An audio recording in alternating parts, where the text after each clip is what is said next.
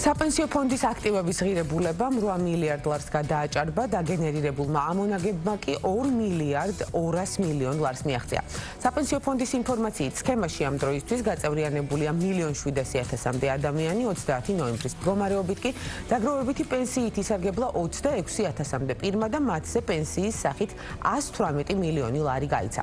აღსანიშნავია, რომ ნოემბერში საპენსიო ფონდის პორტფელმა მოკრძალებული ზრდის ტემპი დააფიქსირა, რაც საერთაშორისო აქციების ბაზრებზე ზრდის შენელებას უკავშირდებოდა.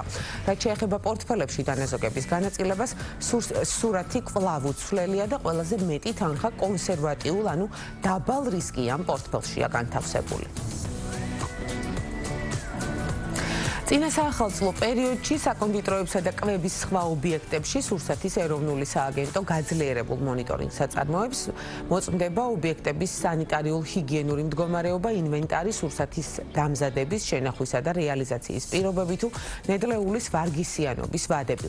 ინსპექტირების პროცესი ამ ეტაპზე დედაქალაქის მასშტაბით მიმდინარეობს, შეუსაბამობების გამოვლენის შემთხვევაში კი, როგორც სააგენტოში განმარტავენ, ხორციელდება კანონმდებლობით გათვალისწინებული ღონისძიებები და საზოგადოების ინფორმირება არსებული დარღვევების თაობაზე.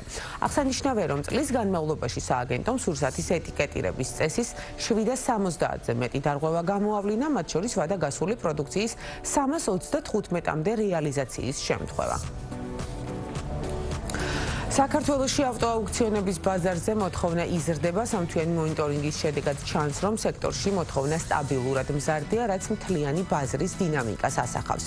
Lion აუქციონი, რომელიც ქვეყნის მასშტაბით ამერიკიდან იმპორტირებული ავტომობილების ლაივ და ონლაინ აუქციონებს მართავს, მომავალში გეგმავს ფუნქციონალის გაფართოებას, რაც ხელს შეუწყობს ბაზრის ზრდას და წეროვანს ავტოაუქციონების რეგიონალურ ჰაბად აქცევს.